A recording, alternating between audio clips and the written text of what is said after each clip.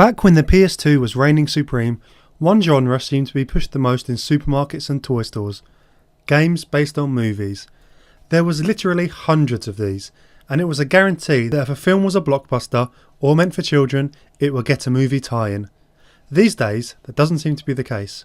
In terms of the PS2's direct successor, the PS4, there's been maybe 4 or 5 a year released, give or take. The majority of these are Lego games, which are directly based on films and franchises. A few of them are more inspired by the films and tell original stories, and many are digital only, which leaves very few that are the standard type of movie game we used to get. So why did this happen? What was the reason that we no longer get big game releases based on movies? Sure, there still seems to be a lot released on phones, but that isn't what I'm concerned with. I want to take a look at why the mainstream consoles no longer seem to get movie tie-ins released on them. I think it comes down to a number of reasons.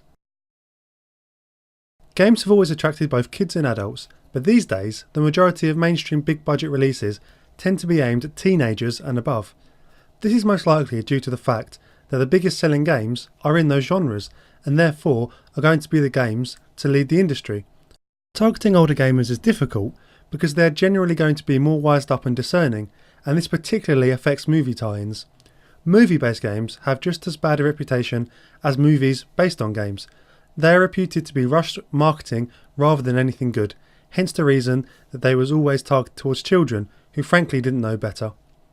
Whilst not a movie game, I remember when Crazy Frog Racer came out on PS2 and distinctly remember being in Sainsbury's and seeing a kid crying to his dad because he wanted it so much. Advertising works on children, folks. My point is essentially that as console gaming has evolved to be targeted towards more older, discerning gamers, movie-based games are unlikely to be able to have as much of an impact or sell as well as they used to. This is the reason that they seem to have by and large been moved to phones and tablets, where younger gamers are spending much more time than on the traditional consoles. Games nowadays cost a lot of money to make.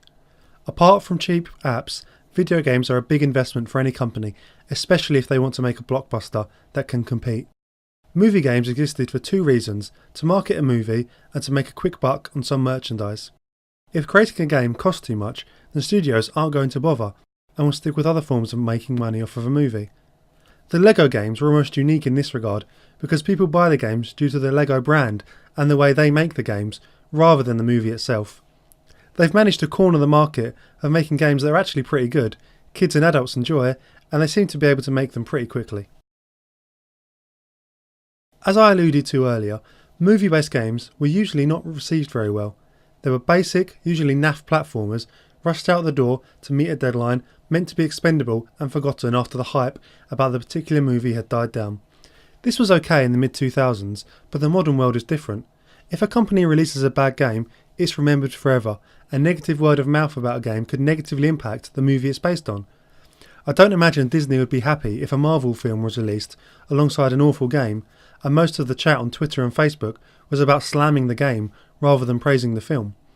Social media marketing is always on a precipice, so it's easy to see why companies don't want to take the risk. And I think that's the crux of the matter, the risk. Why would a movie studio invest its money into a product which is likely to be of poor quality, it won't help with marketing the film, it will sell poorly and be forgotten quickly? It's a waste of money and time. That being said, I am nostalgic for the days of movie tie-ins. Sure, each one was a big disappointment, but as a kid without much money, these games were always in the bargain bin and offered a cheap way to get a bit of gaming action. Nowadays, they are simply a relic of a bygone age. Video games now stand proudly alongside movies as blockbuster releases in their own right, no longer delegated to marketing material. One day, this may even be reversed. Movies may become marketing material for gaming. Who knows? Thanks for watching this video. What's your memories of a movie tie-in? I only really talked about 2 specific consoles, so I'm aware I'm ignoring a lot of it. It was just a little video of my opinion, and I'd love to hear yours. If you enjoyed this video, please consider liking, sharing and subscribing. Goodbye!